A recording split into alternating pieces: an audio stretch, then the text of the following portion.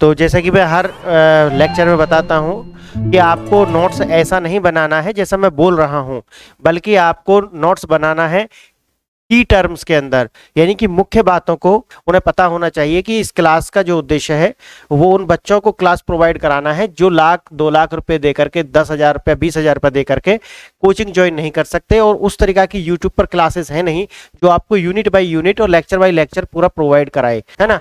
आपके मन में है कि नहीं मैं ज्वाइन करूंगा, पहले ये सारी सीरीज देख लेना, इस चैनल की जितनी वीडियोस है ना सब देख करके फिर उसके बाद में आप उसे ज्वाइन कर लेना, जो अगर आपके मन में फिर भी है, लेकिन इससे ज्यादा वहां भी नहीं मिलेगा, वो करने के बाद समझ में आ जाएगा। इसमें मेघालय और कार्बी एंगलोंग, इसमें मेघालय और कार्बी एंगलोंग पठार शामिल है, वो आपसे छूट जाएगा, और वो बात मैं आपको यह बार बार डिस्कशन कर नहीं सकता, क्यों? क्योंकि रिकॉर्डेड लेक्चर्स हैं और इसमें हम इसकी एक सीमा है अपनी, क्योंकि ये मोनोलॉग है, डायलॉग नहीं है। अगर आप सामने होते तो आप मुझसे पूछ लेते और मैं उसी के हिसाब से फिर आपको कराता, लेकिन ये मोनोलॉग लेक्चर्स हैं, आपको इस सीमा को भी समझना होगा और आपको पहले लेक्चर से देख करके आना है और नोट्स सारे बनाते हुए आना, जैसे मैं बोल रहा हूं। तो फ्रेंड्स, हम देख रहे थे दक्कन का पठार, हमने प्रीवियस लेक्चर में देखा था सेंट्रल हाईलैंड्स, और अब हम यहाँ इस लेक्चर में देखेंगे दक्कन का पठार, क्योंकि हमने प्रायद्वीपीय पठार को 2 भागों में विभाजित कर लिया था। पहला भाग था सेंट्रल हाईलैंड और दूसरा भाग था दक्कन का पठार। तो सेंट्रल हाईलैंड हमने प्रीवियस लेक्चर में उसको समापन किया है, और अब हम इस लेक्चर में देखेंगे दक्कन के पठार को। तो अब हम लिखेंगे दक्कन का पठार और पहला पॉइंट डालेंगे इसमें, पहला पॉइंट डाल करके लिखेंगे इसमें दक्कन का पठार। यह भारत का सबसे बड़ा पठार है, यह भारत का सबसे बड़ा पठार है, जिसे विशाल प्रायद्वीपीय पठार भी कहा जाता है, जिसे विशाल प्रायद्वीपीय पठार भी कहा जाता है। देश के अधिकांश दक्षिणी भाग को, यह देश के अधिकांश दक्षिणी भाग को बनाता है, यह देश के अधिकांश दक्षिणी भाग को बनाता है। नर्मदा नदी के दक्षिण में स्थित है, नर्मदा नदी के दक्षिण में स्थित है, और नीचे की ओर त्रिकोण बनाता है, और नीचे की ओर त्रिकोण बनाता है। समझ गए?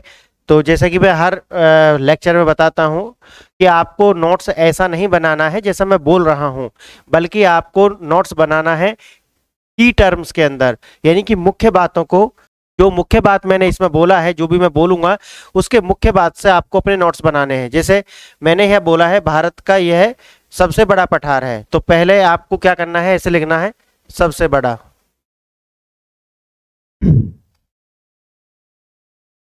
फिर मैंने बोला है जिसे विशाल प्रायद्वीप भी कहते हैं, ये तो याद रहेगा, इतना जरूरी नहीं है। अधिकांश दक्षिण भाग को यह बनाता है, यानी कि यहां पर प्लस लगा लेना है, यानी कि अधिकांश दक्षिणी भाग।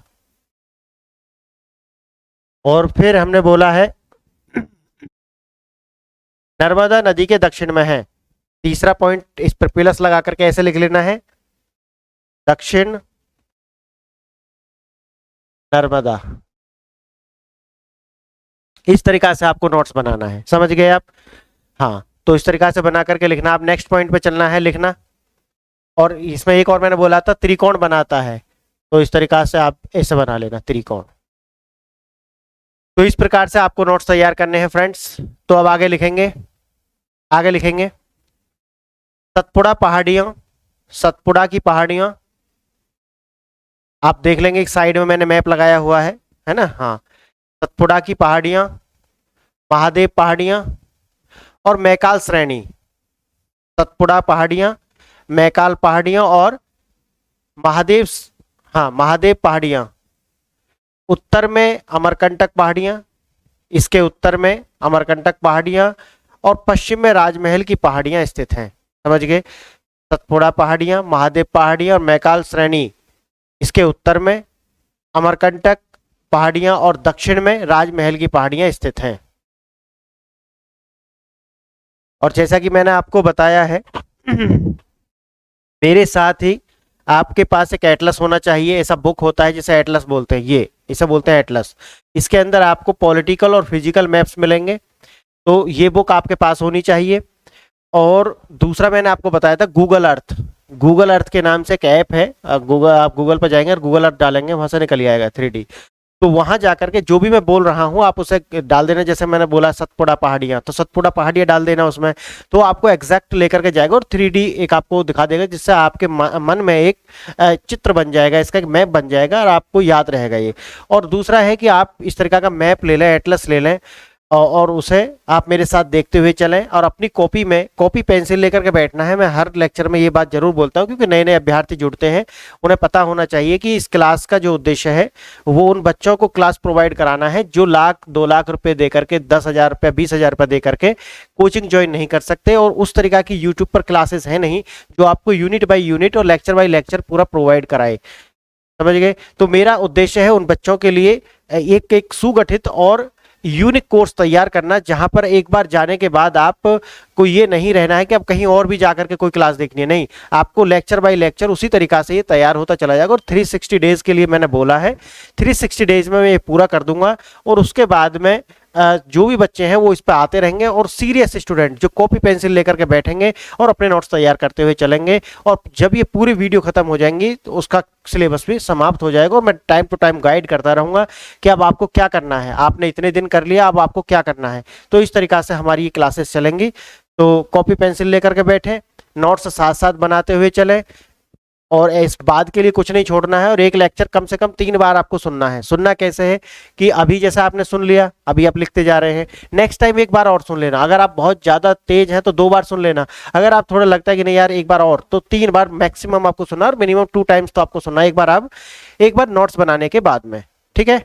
हाँ, तो आगे लिखेंगे, आप लिखेंगे पश्चिम में, हाँ पहाड़ियाँ, पश्चिम में इसी वाले में लिखना है, जैसे लिखना पश्चिम में पश्चिमी घाट और पूर्व में पूर्वी घाट से घिरा हुआ है। पश्चिम में पश्चिमी घाट और पूर्व में पूर्वी घाट से घिरा हुआ है दक्कन का पठार। हाँ, नेक्स्ट पॉइंट लिखेंगे इसी में, यह ज्वालामुखी मूल के ठोस, यह ज्वालामुखी मूल के ठोस लावा के क्षितिज परतों से बना है। यह ज्वालामुखी मूल के ठोस लावा के क्षितिज परतों से बना है, यानी कि लावा की जो परतें होती हैं। ये कौन सा पॉइंट है आपका? तीसरा पॉइंट है शायद, तो भी आप लिख लेना इसे, तीसरा है, चौथा है। ठीक है? तो इसमें क्या है कि जो जब ज्वालामुखी जो होती हैं, अगर उनमें विस्फोट होता है तो वहां से निकलता है एक तरल पदार्थ, जिसे हम क्या बोलते हैं? लावा, है ना? हाँ, तो वो लावा की जो परतें हैं वो इस तरीका से आ जाती हैं, वो इस तरीका से इसके ऊपर जम जाती हैं। तो पहली परत आएगी, है ना, फिर उसके बाद में और आएगी तो वो इसके ऊपर जम जाएगी, यानी फिर और आएगी तो उसके ऊपर जम जाएगी। अच्छा, ये क्या है कि अगर विस्कोसिटी ज्यादा है, विस्कोसिटी का मतलब है कि उसकी मिट्टी कम है, आप ऐसे समझें, है ना।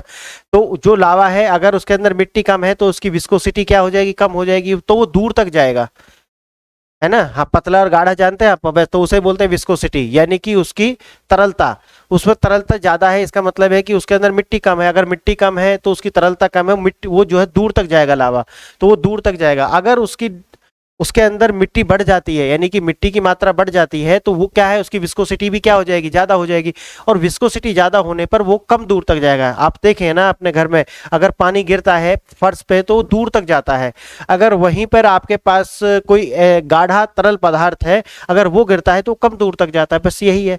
तो यही यहाँ पे है कि अगर यहाँ से कोई भी इस तरीका से कोई ज्वालामुखी का विस्फोट होता है तो उससे क्या निकलेगा? निकलने को तो बहुत कुछ निकलेगा, लेकिन मैं जो अब आपको बता रहा हूँ लावा है, ठीक है, लावा निकलेगा, और वो लावा इस तरीका से होते हुए नीचे की ओर जाएगा। तो पहली परत जम जाएगी, फिर उसके बाद में अगर गाढ़ा पदार्थ आता है, लावा आता है, तो वो उससे कम दूर तक जाएगा। तो इस तरीका से परत टू परत जो है चढ़ती हुई चली जाएगी। तो वही कह रहे हैं कि जो दक्षिण भाग है, दक्कन का जो पठार है, वो लावा से मिलकर बना है और परत बाई परत बना हुआ है ना। एक परत आई, फिर दूसरी परत, फिर तीसरी परत, इस तरीका से लिखेंगे। अब क्षैतिज परतों से बना है, जो एक पैर जैसी आकृति, यानी कि ह्यूमन का जो ऐसा पैर होता है ना, ऐसा एक पैर जैसी आकृति का निर्माण करता है। ठोस लावा की परतों के बीच तलछट की परतें भी पाई जाती हैं। ठोस लावा के बीच तलछट की परतें भी पाई जाती हैं। तलछट समझ रहे हैं आप?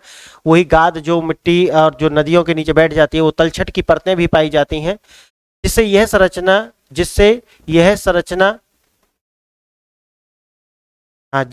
संरचना के बीच अंतर कर पाते हैं, यानी कि बीच में क्या है, कोई परत आ गई मिट्टी की, है ना, तो दूसरी परत फिर लावा की आ गई, इस तरीका से दो के बीच में एक अंतर पैदा ये कर देता है। समझ गए आप?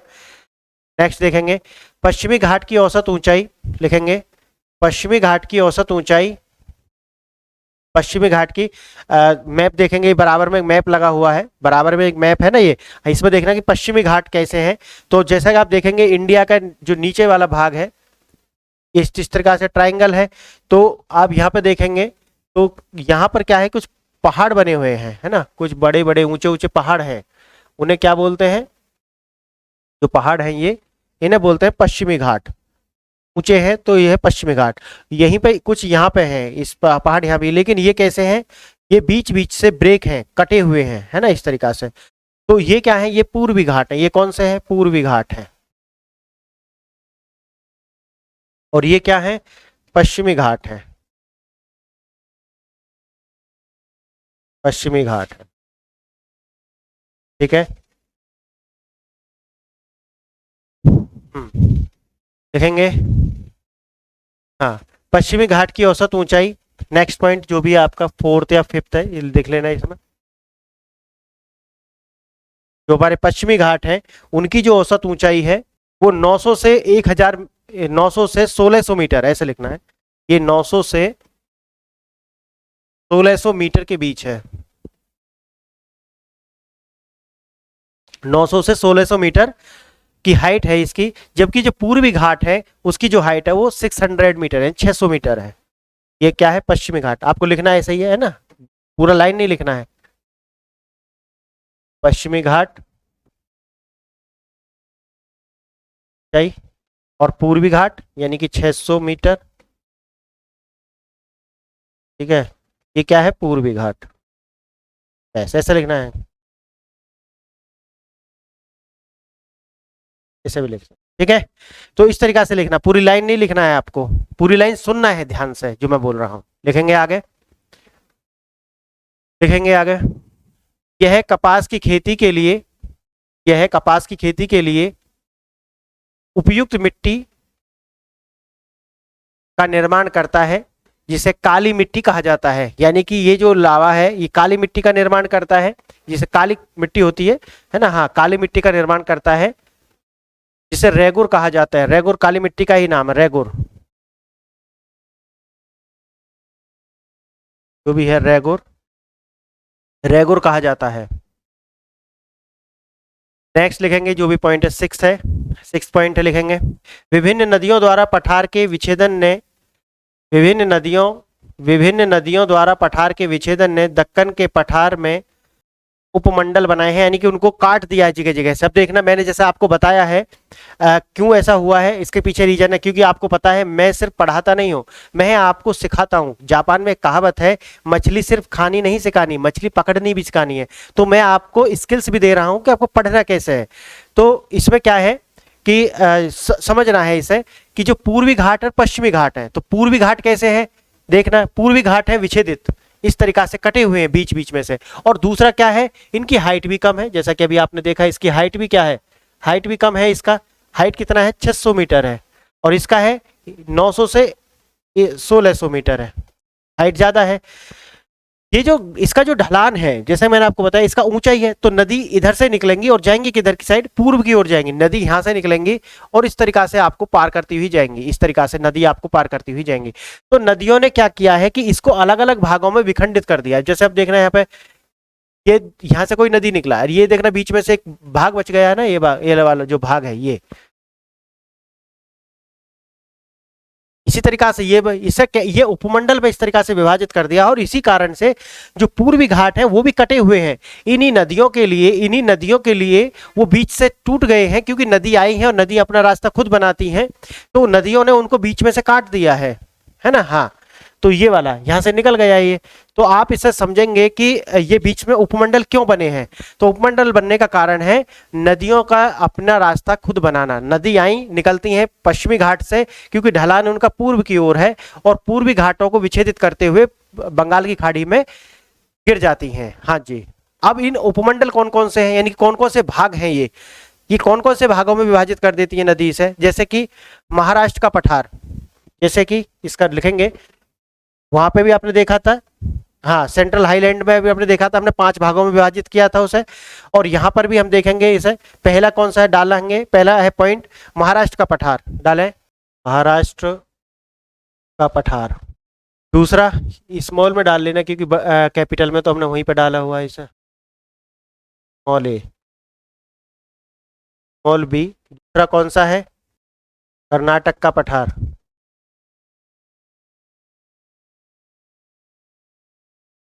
तीसरा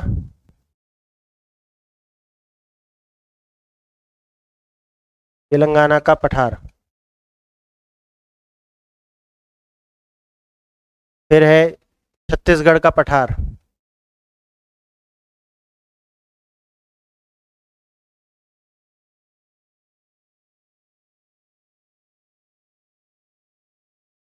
छत्तीसगढ़ का पठार। तो यहाँ पर है छत्तीसगढ़ का पठार, ये 4 आप डाल लेंगे। तो पहला पॉइंट डालेंगे आप, पहला पॉइंट डाल करके आप लिखेंगे, पहला पॉइंट डालेंगे और लिखेंगे इसमें ए पॉइंट डालेंगे। और इसके अंदर है आपका महाराष्ट्र का पठार, इसे लिखेंगे।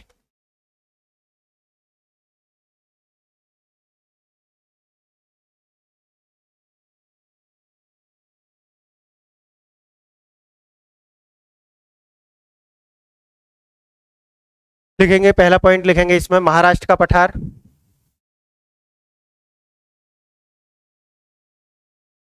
यह पठार, यह पठार के उत्तरी भाग में निर्मित है, यह पठार के उत्तरी भाग में निर्मित है महाराष्ट्र का पठार, यह पठार के उत्तरी भाग में निर्मित है। दूसरा लिखेंगे यह क्षेत्र गहन अपक्षय के संपर्क में है, गहन अपक्षय के संपर्क में है, और इसके कारण यह क्षेत्र ढालदार मैदान जैसा दिखता है।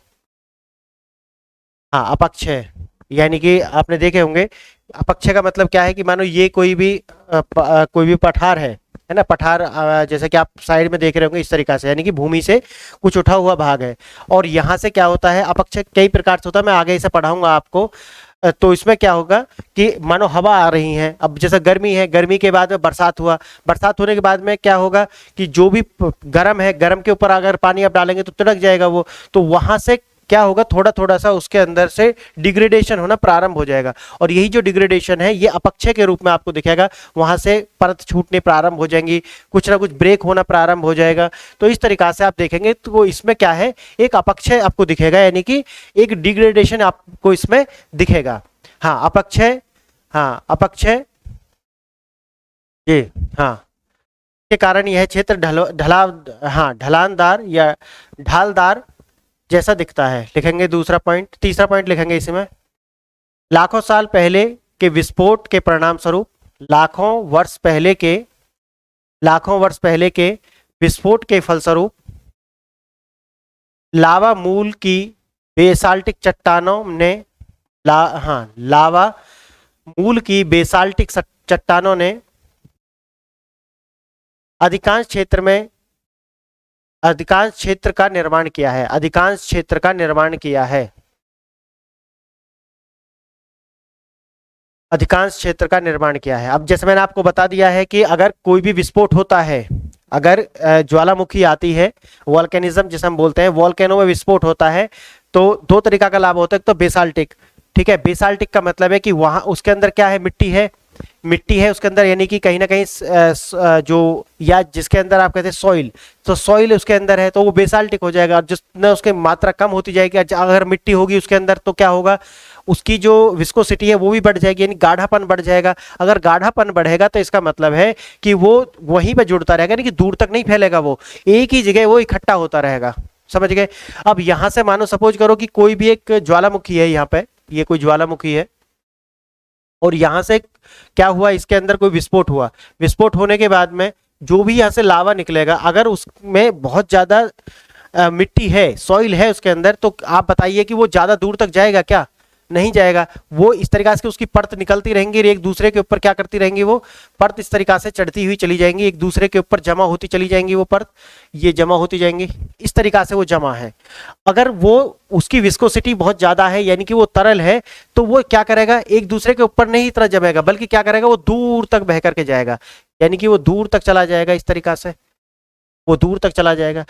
तो जो इसकी विस्कोसिटी ज्यादा है, इसका मतलब है वो ऊंचे ऊंचे पहाड़ बना देगा, ऊंचे पठारों का निर्माण करेगा, और इसकी विस्कोसिटी कम है, वो दूरी तक, यानी कि ज्यादा दूर लंबे पठारों का जो निर्माण करेगा। बस थोड़ा याद रख लेना, क्योंकि स्टेटमेंट देकर के आपसे पूछ सकता है। जो बात है मैं बता रहा हूं उसे ध्यान से सुनना है, और जो लिखा रहा हूं उसे लिख लेना है। इससे बाहर पेपर में ना तो कुछ आया है और ना ही कुछ आएगा, ना तो भूतो ना भविष्यति, ये वाला आप ये श्लोक याद रखना, ना भूतो ना भविष्यति, या ना तो इससे बाहर कुछ है और ना ही इससे पहले कुछ था, ना ही इसके बाद कुछ है। तो बस इतना याद रख करके पूरी श्रद्धा के साथ आपको ये करना है। जैसे कि आप पेड कोर्स करते हैं, पेड कोर्स में आप जाएंगे ना, तो वहां बड़ी इंसल्ट करते हैं आप लोगों की। आप हिंदी मीडियम के हैं ना, कहते हैं भाई इन्हें तो मैप देखना ही नहीं आता, इन्हें तो लिखना ही नहीं आता, इनकी तो अशुद्धि बहुत ज्यादा होती है, ये क्या करेंगे, इन्हें कुछ समझ ही नहीं है, इन्हें तो ये भी नहीं पता कि अफ्रीका क्या है, अफ्रीका कोई देश है, या वो दक्षिण अफ्रीका को ही अफ्रीका समझते हैं। इन्हें यही नहीं पता कि अमेरिकन कॉन्टिनेंट क्या है और अमेरिका क्या, वो यूएसए को ही अमेरिका समझते हैं। और ये बात तो वो कहते हैं, ये बात कहीं तक सही भी है। कारण क्या है, कारण ये है कि वास्तव में जो मौलिकता जो स्कूल्स के अंदर होनी चाहिए, जो हमारे विद्यालय है वहाँ होनी चाहिए, वो है नहीं, वो एब्सेंट है। तो लोगों को पता नहीं है 7 कॉन्टिनेंट्स जो हैं, कॉन्टिनेंट्स और कंट्री जो है, जैसे कि कुछ कॉन्टिनेंट्स है, कंट्री उन्हीं के नाम पर, जैसे अमेरिका है। अब कोई क्या है, लोग समझते हैं कि यूएसए जो है ना, जैसे state of America, United state of America और अमेरिका, वो अमेरिका को एक समझ लेते हैं, वो पूरा जो कॉन्टिनेंट है उसे एक समझते हैं वो। और ये है परेशानी। और आप अंदर जाएंगे उनके पेड कोर्स लेकर के, तो आपको ये सब बातें सुनने के लिए मिलेंगी, क्यों नहीं होते सफल हिंदी मीडियम के स्टूडेंट। तो वो अपनी तो कमी बताएंगे नहीं, ऐसा नहीं है वो पाक साफ है या वो एकदम सही करा रहे हैं सब, नहीं, वो सारा का सारा जिम्मेदारी आपके ऊपर छोड़ देंगे कि भाई उन्होंने नहीं किया इसलिए अब क्या कर सकते हैं हम तो भाई सही हैं, गलत तो वो है। तो आप समझ रहे हूं मैं आपकी ये भी कि भाई हाँ कमजोरी है, पढ़ाई ढंग से हुई नहीं है, स्कूलिंग अच्छे से हुई नहीं है, यूनिवर्सिटी फिर अच्छे से हुई नहीं है, लेकिन मन में तो है कि यार हम भी यूपीएससी करें। हर व्यक्ति चाहता है ना, एम्बिशस तो होना चाहिए ना, हमें भी, हमारे अंदर भी एम्बिशस है, सबके अंदर होती है। तो एक हिंदी मीडियम के लिए सबसे बेहतर अगर कोई चैनल है तो ये है। कारण यहाँ पे ये है कि अभी तो शुरुआत है, लेकिन मैं बड़ी दूर तक जाने वाला हूँ यहाँ लेकर के। जितने भी स्टूडेंट हिंदी मीडियम के हैं, अगर आप हिंदी मीडियम के अभ्यर्थी हैं यूपीएससी को लेकर के, तो इस चैनल को सभी के साथ शेयर करें और उन्हें रिकमेंड करें इसे सब्सक्राइब करने के लिए, और सारी वीडियो देखें। पहली वीडियो जो मैंने पूरी एक सीरीज बनाई हुई है, एवरीथिंग नाउ अबाउट यूपीएससी, वो है गाइडेंस के लिए। आगे भी मैं उसमें एक आध वीडियो लेकर के आऊंगा गाइडेंस के लिए।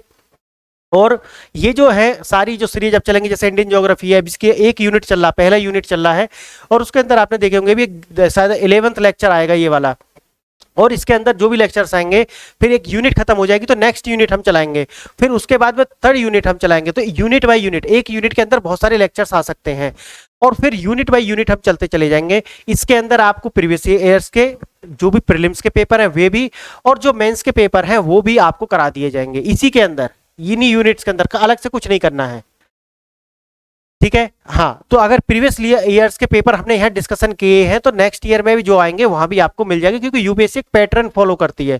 ऐसा नहीं है कि वो रैंडमली चेंज कर देगी, कुछ भी नहीं, वो धीरे धीरे चेंज करते हैं। तो जो प्रीवियस ईयर में पेपर है, अगर आप 2022 का पेपर बना पा रहे हैं तो 2023 का भी बना पाएंगे।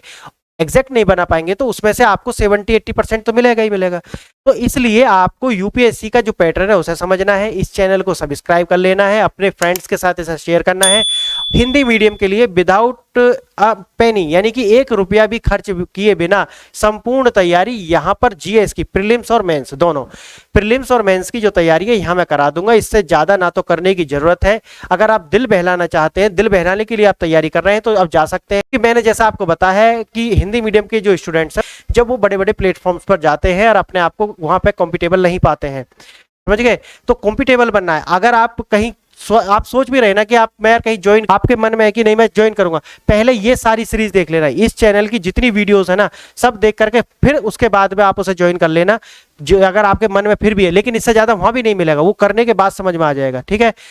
तो अब आगे हम लिखेंगे, जो मैं आपको बता रहा था वो मैंने आपको समझा दिया। अब आगे हम लिखेंगे, हाँ लिखना आगे गोदावरी, कौन सा पॉइंट है, 4th है ये, हाँ 4th पॉइंट है, इसी में लिखना है इसे। ये फोर्थ पॉइंट है इसी का। फर्स्ट हो गया, सेकंड, थर्ड और फोर्थ। देखना इसे, ये फोर्थ पॉइंट है इसी का। गोदावरी, भीम, भीमा भी बोलते हैं इसे, भीम भी बोलते हैं, भीमा, गोदावरी, भीमा और कृष्णा की चौड़ी और उथली घाटियां, सपाट घाटियां, सपाट ऊपरी नुकीले पर्वत और पठार से ढकी हुई हैं। नुकीले पर्वत और पठार से ढकी हुई हैं।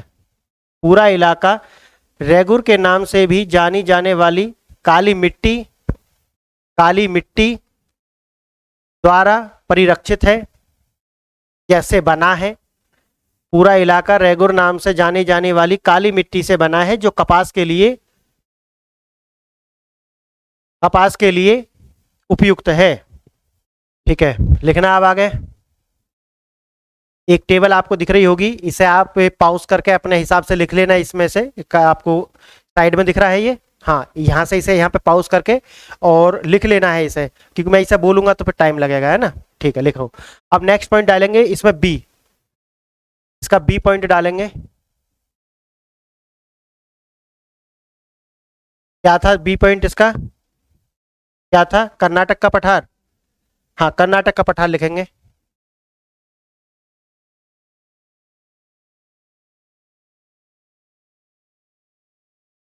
लिखेंगे कर्नाटक का पठार। लिखना, कर्नाटक पठार यह महाराष्ट्र पठार के दक्षिण में स्थित है। यह महाराष्ट्र पठार के दक्षिण में स्थित है। पता तो है ना लिखना कैसे है? कर्नाटक पठार, फिर मैसूर पठार और करके लिख देना, फिर दक्षिण और महाराष्ट्र पठार, इस तरीका से लिख देना ताकि आपको याद रहेगा। ठीक है, नेक्स्ट पॉइंट लिखेंगे इसी में। नेक्स्ट पॉइंट लिखेंगे, यह पश्चिमी घाट से उठने वाली यह पश्चिमी घाट से उठने वाली यह पश्चिमी घाट से उठने वाली विभिन्न नदियों द्वारा अत्यधिक विच्छेदित है। या यह पश्चिम घाट से निकलने वाली, ऐसा लिख लेना, यह पश्चिम घाट से निकलने वाली विभिन्न नदियों द्वारा विच्छेदित है। यानी कि जो पश्चिम घाट से जो नदी निकलती है उनके द्वारा इसको काट दिया गया है, ऐसे भी आप समझेंगे इसे।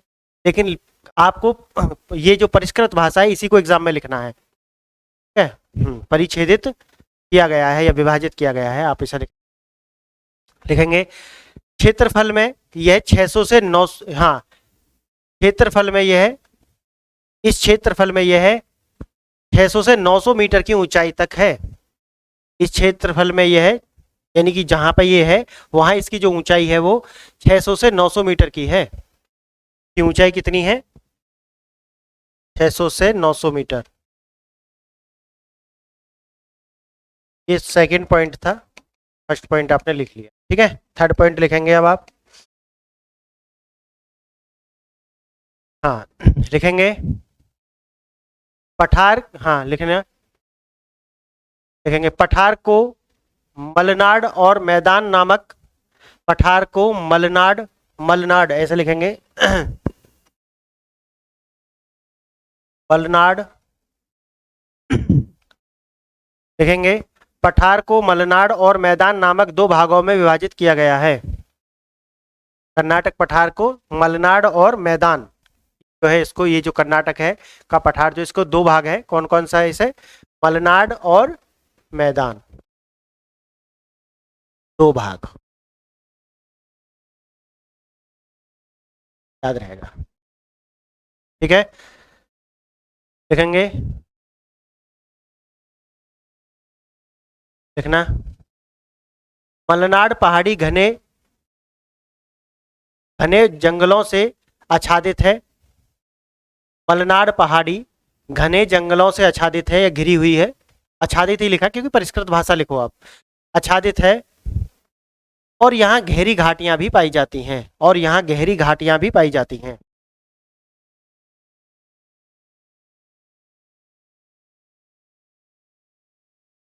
गहरी घाटियां भी पाई जाती हैं। देखेंगे आगे,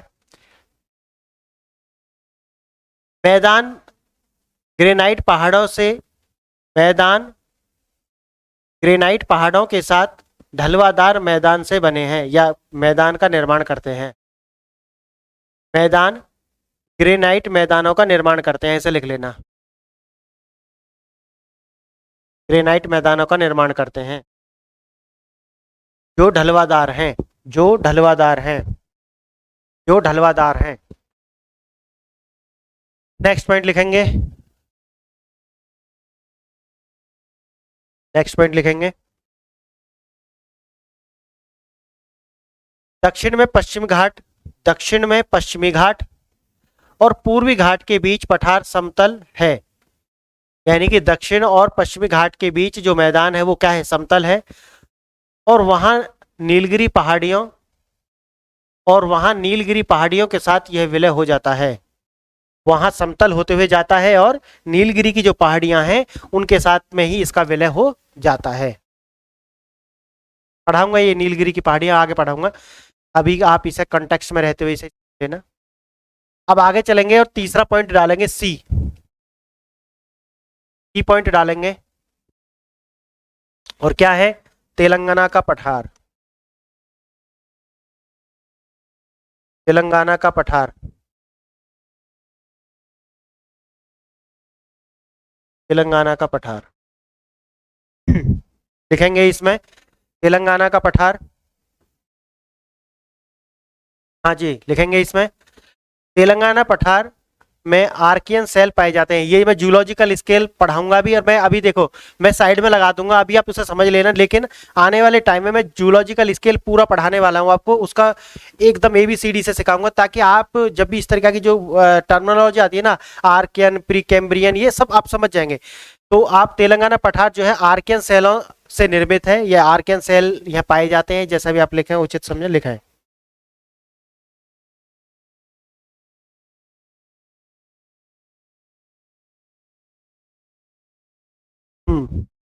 आर्कियन सेल पाए जाते हैं। सेकंड पॉइंट लिखना है यहाँ पे, सेकंड पॉइंट लिखना, इसकी औसत ऊंचाई 500 से 600 मीटर है, इसकी औसत ऊंचाई 500 से 600 मीटर है। दक्षिण भाग उत्तरी भाग से ऊंचे हैं, दक्षिण भाग इसका, दक्षिण भाग इसका उत्तरी भाग से ऊंचा है। नेक्स्ट लिखेंगे, इस क्षेत्र में 3 नदी तंत्र हैं, गोदावरी, इस क्षेत्र में 3 नदी तंत्र हैं, कौन सी है, गोदावरी, कृष्णा और पेन्नेरू, पेन्नेरू लिखेंगे, तीसरा पॉइंट है ये, पेन्नेरू,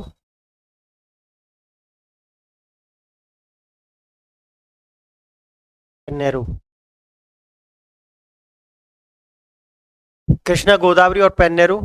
और फोर्थ पॉइंट लिखेंगे इसका, पूरा पठार, पूरा पठार घाटों और प्रायद्वीपों में विभाजित है। पूरा घाट जो है, ये पूरा पठार, ये पूरा पठार जो है घाटों व प्रायद्वीपों में,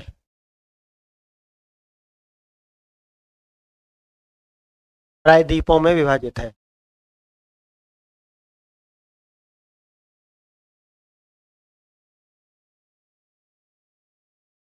इतना लिखना, घाटों, ये घाटों है, घाटों। नेक्स्ट लिखेंगे फोर्थ, इसका डी जो है, डी लिखना है, डाल के डी डाल देंगे और लिखेंगे, ये लास्ट है इसका, लिखेंगे छत्तीसगढ़ के मैदान, छत्तीसगढ़ के मैदान,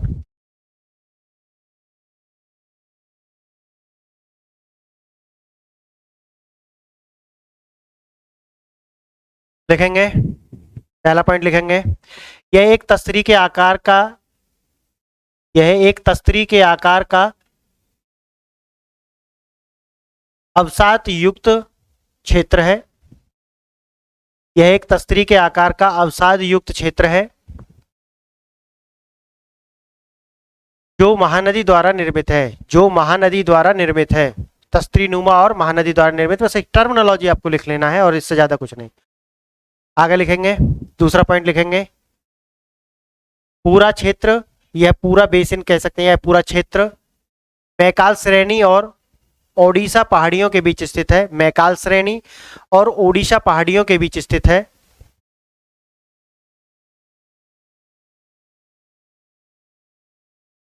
नेक्स्ट लिखेंगे, बेसिन में चूना पत्थर और बेसिन में चूना पत्थर और टाइल्स के लगभग क्षितिज तल होते हैं। बेसिन में चूना पत्थर यानी कहा इस बेसिन के अंदर क्या है, चूना पत्थर है और सेल जो कि क्षैतिज तल में पाए जाते हैं, सेल।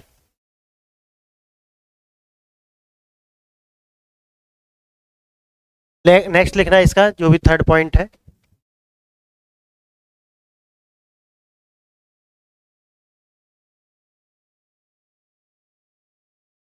लिखेंगे, मैदान की सामान्य ऊंचाई 250 मीटर यानी कि 250 मीटर है। मैदान की सामान्य ऊंचाई 250 मीटर है,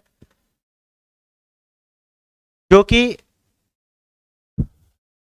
हाँ ये 250 मीटर पूर्व में है। ये पूर्व में कितना है, 250 मीटर। और पश्चिम में कितना है, और पश्चिम में कितना है, 330 मीटर है। पश्चिम में क्या है, 330 मीटर है। लिखेंगे इसे।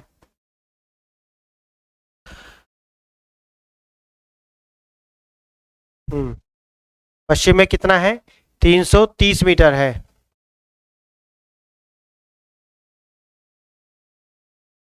जी, अब हम यहाँ पे क्या देखेंगे, ये टेबल मैं वीडियो में लगा भी दूंगा और आप यहाँ पे मेरे साथ इसे नोट करेंगे। यहाँ पे ये समाप्त होता है। अब हम देखेंगे पूर्वी और पश्चिमी घाट। यहाँ पर हम पूर्वी और पश्चिमी घाट देखेंगे, एक समझने के लिए देखें क्योंकि इनका जिक्र इस पूरे इसमें आया है, पूरा जो मैंने अभी आपको लिखाया है। तो एक बार इन्हें जानने का प्रयास करेंगे। तो आपका क्या करना है, इस तरीका से बीच में एक लाइन खींच लेना है और इस तरीका से बनाना है, इस तरीका से। पश्चिमी घाट,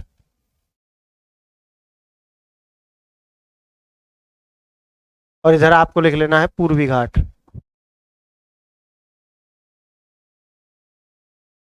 ठीक है, और आप वन बाई वन करके आप पॉइंट डालते हुए चलेंगे मेरे साथ।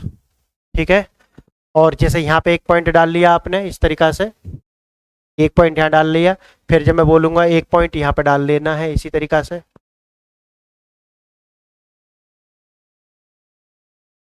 तो पहला मैं बोलूंगा आपको वो डाल लेना है, पहले लिखना है, पहले लिखना है, पहले पश्चिमी घाट में लिखना है। पश्चिमी घाट लिखेंगे पहले।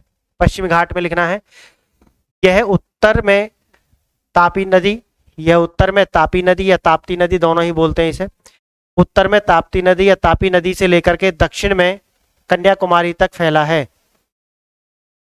कन्याकुमारी तक फैला है, जो भारत के पश्चिमी तट के समानांतर है, जो भारत के पश्चिमी तट के समानांतर है।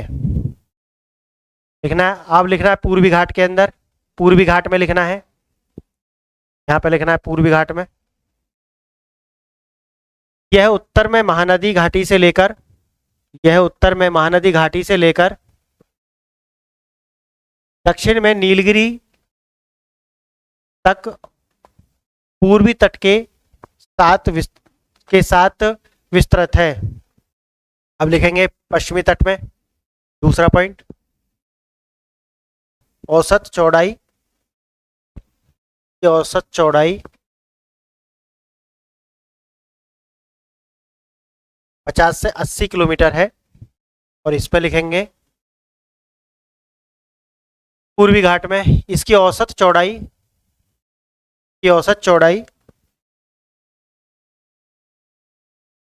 इसका लिखना है औसत चौड़ाई कितना है, 100 से 200 किलोमीटर है, 100 से 200 किलोमीटर है, 100 से 200 किलोमीटर चौड़ाई है, औसत चौड़ाई। ठीक है जी, लिखेंगे नेक्स्ट पॉइंट, यहाँ दिखेंगे तीसरा पॉइंट, तीसरा पॉइंट लिखेंगे, वे निर्बाध हैं, ये निर्बाध हैं, ये निर्बाध हैं और केवल दर्रों के माध्यम से पार किए जा सकते हैं और दर्रों के माध्यम से पार किया जाए। ऑलरेडी मैं बता चुका हूं कि ये कंटिन्यूअस हैं, इनके बीच में कटे कटे नहीं है, जैसा कि मैंने पूर्वी घाट में दिखाऊंगा आपको, वो बीच में से क्या है, नदियों के द्वारा काट दिए गए हैं और प्राकृतिक रूप से भी उनके बीच में गैप है ना। हाँ, तो ये रेगुलर है और पूर्वी घाट जो है वो क्या है, गैप द्वार, गैप है उनके बीच बीच में, कटे हुए हैं वो। हाँ, नेक्स्ट इसमें दूसरे में लिखना पूर्वी में, इनमें असत और इसमें बीच बीच में गैप है, यानी कि रास्ते हैं, यहाँ पे लिखना, इनमें बीच बीच में गैप है।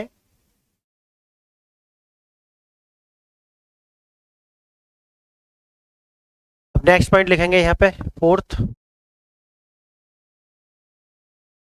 पॉइंट लिखेंगे और थोड़ा नेक्स्ट कर,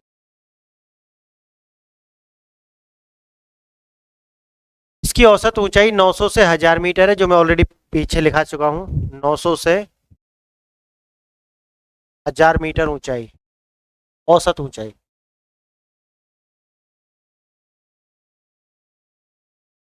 ठीक है,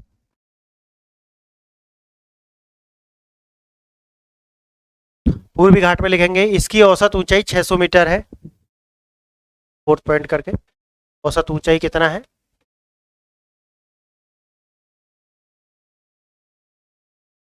600 मीटर है। लिखेंगे आगे, फिफ्थ पॉइंट लिखेंगे यहाँ, लिखेंगे पश्चिमी घाटों में भौगोलिक प्रकार की वर्षा, हाँ लिखेंगे, पश्चिमी घाटों में भौगोलिक प्रकार की वर्षा होती है। भौगोलिक प्रकार की मतलब और कुछ नहीं है, मतलब है मानसूनी वर्षा होती है, मानसूनी वर्षा, कुछ भी लिख लो, मानसूनी वर्षा होती है।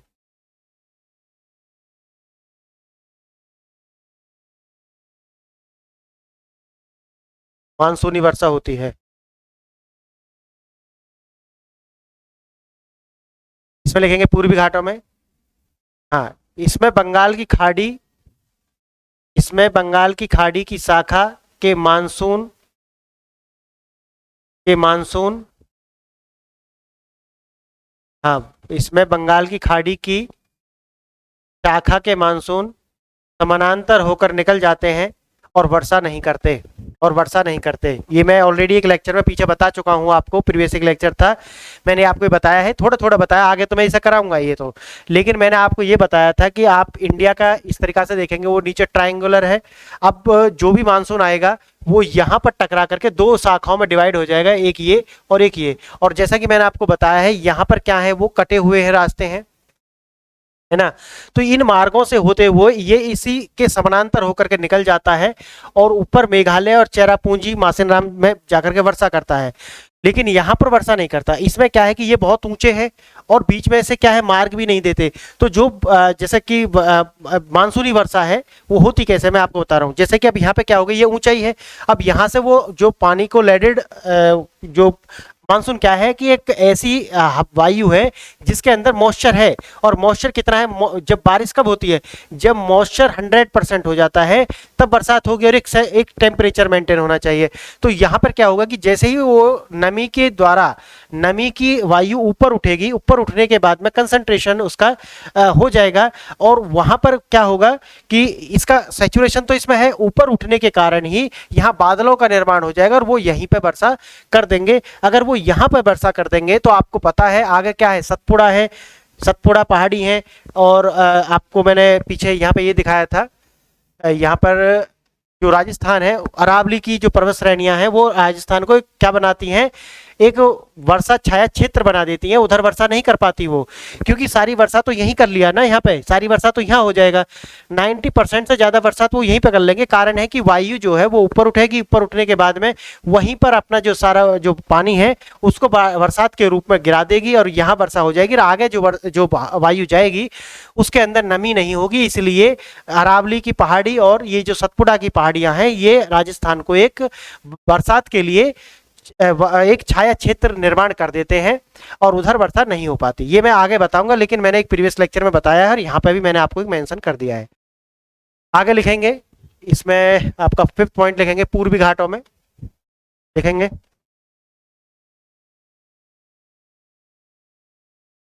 इसमें क्या लिखा था इसमें, अच्छा मानसूनी वर्षा, हाँ ये भी लिख दिया ना उधर भी, हाँ इसमें नहीं होती क्योंकि वो समानांतर होकर के आगे को निकल जाती है। 6 पॉइंट भी आप लिख सकते हैं, लिखना है 6 पॉइंट इसमें। पश्चिमी घाटों को स्थानीय रूप से, जैसे महाराष्ट्र में इसे क्या कहते हैं, सह्याद्री। हाँ सह्याद्री ऐसे लिखना है, सह्याद्री, सह्याद्री, सह्याद्री, नीलगिरी। कर्नाटक में इसे क्या कहते हैं, कर्नाटक और तमिलनाडु में इसे नीलगिरी कहते हैं पश्चिमी घाट को जी।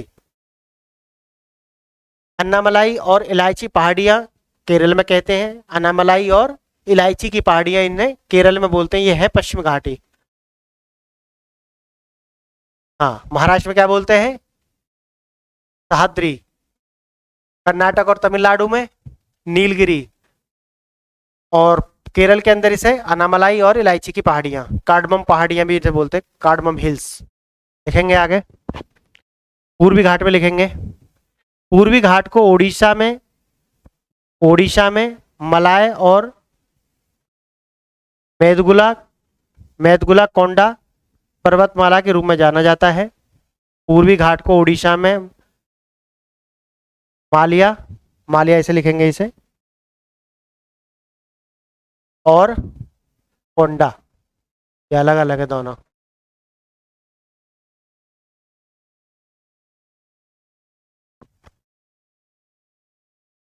के रूप में जाना जाता है।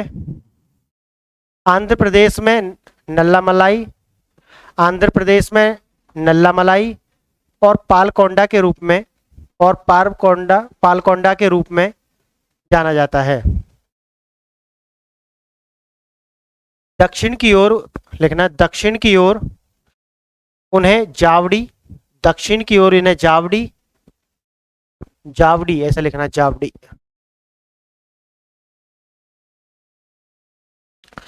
दक्षिण की ओर इन्हें जावड़ी, चेवराय कोमा लगा करके, चेवराय, पंचमलाई,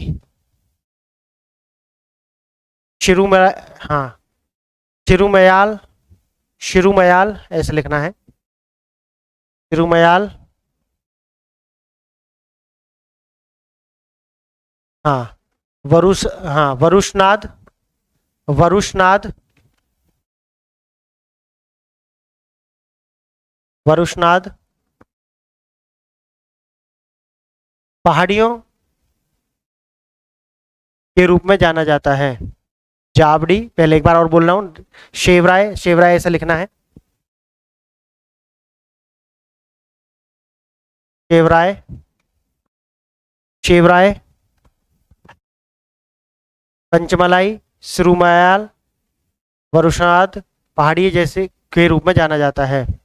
और लास्ट पॉइंट इसमें और लिख लेना है, 7th पॉइंट है इसका, ऐसा इस तरीका से आ ही रहा है ये तो लिखना। सबसे ऊंची चोटी इसकी अनामुडाई, अनामुडी लिखना है इसका, सबसे ऊंची चोटी अनाईमुडी, अनाईमुडी ऐसा लिखना है।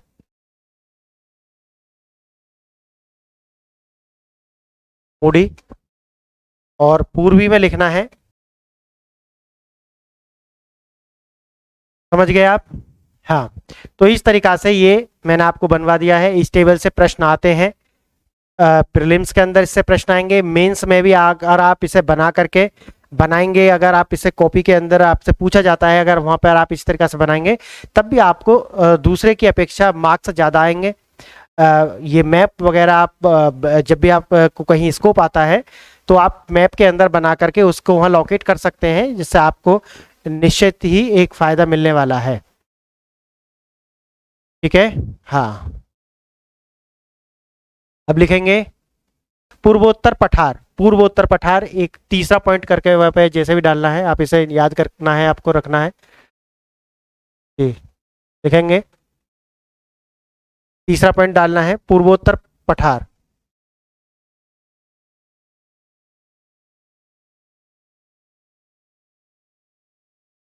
ठीक है, पूर्वोत्तर पठार इसमें लिख लेना है, कुछ इसके विषय में, पूर्वोत्तर पठार के विषय में लिख लेना है। और इस प्रकार से हम इसका समापन करेंगे, हमारे जो पठार है वो खत्म हो जाएंगे। नेक्स्ट जो हमारे टॉपिक है वो है रेगिस्तान, इंडियन डेजर्ट, है ना। वो 5 याद आ रहे हैं ना शुरू वाले। हाँ, ये इसमें ये इसका तीसरा है, लिखना पूर्वोत्तर पठार। यह मुख्य प्रायद्वीपीय पठार का विस्तृत या विस्तार है। यह मुख्य प्रायद्वीप पठार का विस्तार है, ऐसे लिख लेंगे।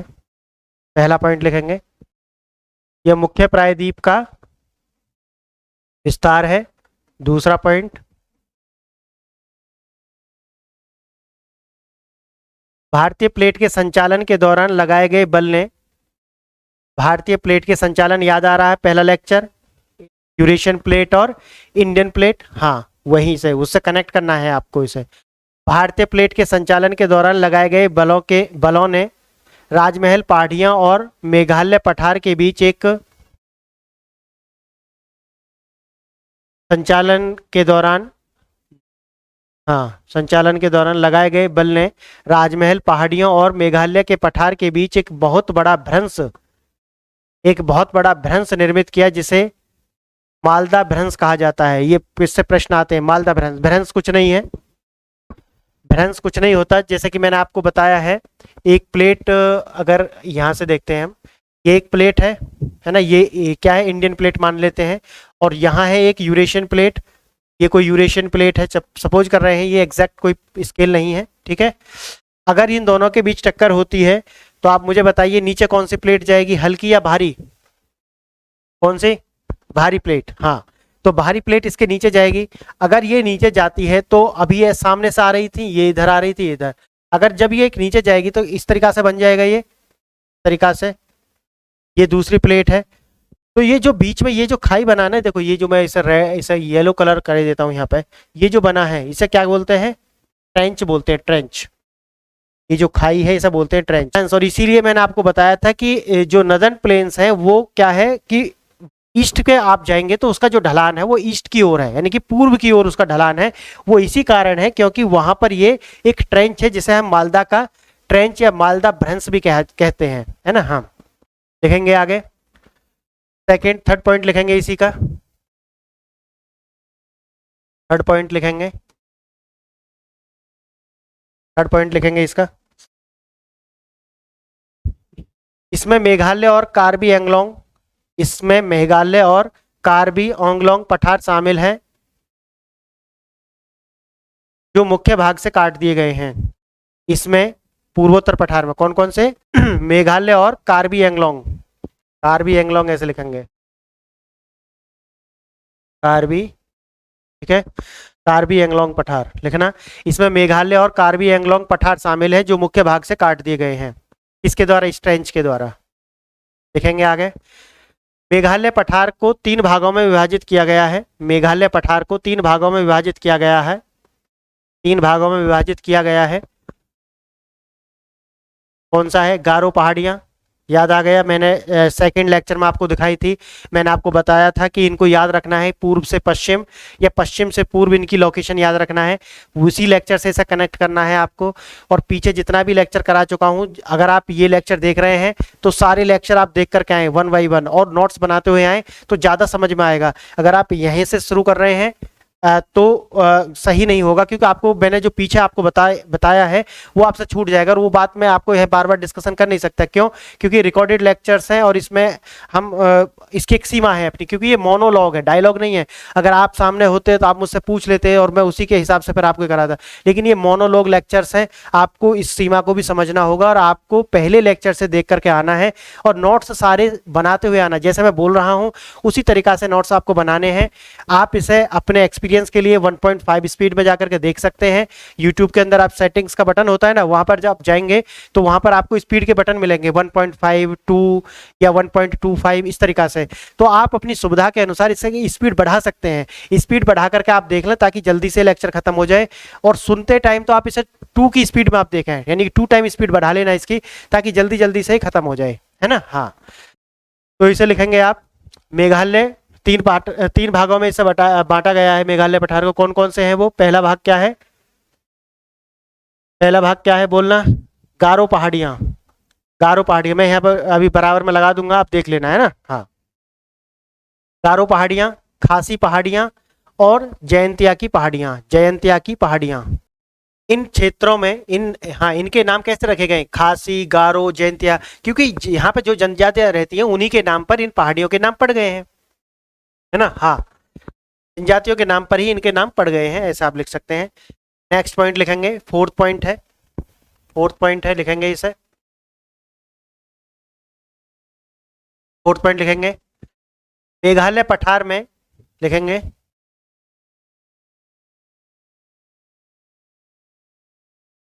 मेघालय पठार में अधिकांश वर्षा या अधिकतर सबसे ज्यादा वर्षा कहाँ होती है, लिखना, मेघालय पठार में अधिकतम वर्षा होती है।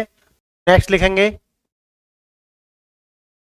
यह कोयला लौह अयस्क, लिखेंगे नेक्स्ट, फिफ्थ पॉइंट है इसका, यह कोयला, लिखना, यह कोयला लौह अयस्क, चूना पत्थर, यूरेनियम आदि खनिज संसाधनों से युक्त है, आदि खनिज संसाधनों से युक्त है। जी, तो फ्रेंड्स यहाँ पर ये समाप्त होता है। जैसा कि मैंने आपको बताया है, मेरी स्ट्रेटजी क्या है, जब ये पूरा कंप्लीट हो जाएगा यूनिट, ये पूरा यूनिट कंप्लीट हो जाएगा, उसी के साथ मैं आपको यहाँ पे कराऊंगा पीवाईक्यूज, पीवाईक्यूज में हम यहाँ पे प्रीलिम्स के और मेंस इनके प्रश्न आपको कराएंगे, प्रीलिम्स और मेंस के प्रश्न आपको कराएंगे जब ये यूनिट पूरी हो जाएगी। और कुछ एक ऐसे प्रश्न भी कराएंगे आपको जो एक्सपेक्टेड हैं या जिससे प्रश्न आ सकते हैं, या ऐसे प्रश्न जो आपके अगर इसमें से कुछ छूट भी गया है मेरे ओर से तो वो मैं कवर कर लूंगा, एक बार पूरा देख करके पूरा कवर करके वो पीवाईक्यू यानी कि एमसीक्यूज की मदद से मैं करा दूंगा। ये पीवाईक्यू प्लस यहाँ पर कुछ एक्सपेक्टेड एमसीक्यूज भी मैं करा दूंगा, ठीक है। अगर कुछ ऐसा छूट गया है तो मैं इसी के साथ साथ ये सारा करा दूंगा, एक ये, और साथ में ही मैं आपको क्या करने वाला हूं ये भी। और जब ये यूनिट पूरी हो जाएगी तो जितना भी मैंने अभी तक इस यूनिट में पढ़ाया है, पूरी यूनिट में जो पढ़ाया है उसकी पीडीएफ, यूनिट 1 इसके अंदर जितना भी लेक्चर आया है, जो भी लेक्चर्स इसके अंदर आए हैं उनकी जो पीडीएफ्स हैं वो मैं प्रोवाइड करा दूंगा, इनकी पीडीएफ। और ये जो पीवाईक्यूज, ये मेरा हर यूनिट के, इसी का नहीं, जितना भी मैं पढ़ाऊंगा उसके बाद में यही पैटर्न मैं फॉलो करने वाला हूं। जैसा ही वो खत्म हो जाएगा उसके पीवाईक्यूज प्लस एक्सपेक्टेड जो भी प्रश्न मुझे लगेंगे कि नहीं इससे कंसेप्ट कोई ऐसा है जो रह गया है तो उसे मैं एमसीक्यू की सहायता से आपको समझा दूंगा। और साथ ही साथ में यूनिट के साथ जब ये खत्म हो जाएगी तो एक आपको पीडीएफ प्रोवाइड करा दूंगा, या तो आप वेबसाइट से जाकर के डाउनलोड कर लेना, मेरी वेबसाइट है जिसका नाम है only IAS PCS, only IAS pcs.com, और www ये तो आप लगा ही लेना शुरू में, www। और अगर आप इसमें भी जाने में कोई आपको झिझक है, परेशानी है, शर्मिंदगी है, तो आप क्या कर सकते हैं, एक हमारी ऐप है प्ले स्टोर पर, only IAS PCS,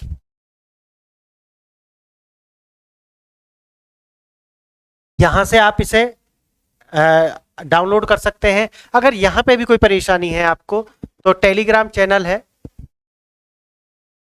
Telegram channel है यूपीएससी विद प्रताप,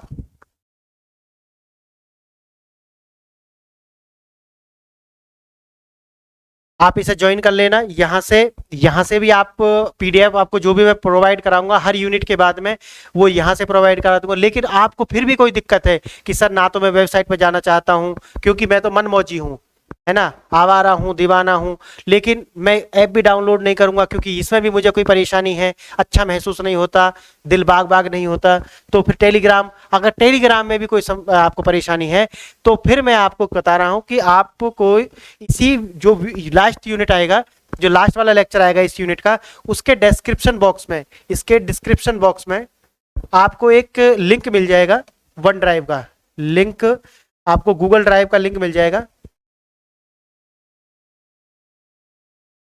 और वहां पर जाकर के आप जो भी मैंने अभी तक पढ़ाया है उसकी जो पीडीएफ है वो आप डाउनलोड कर सकते हैं, पीडीएफ जाकर के डाउनलोड कर सकते हैं।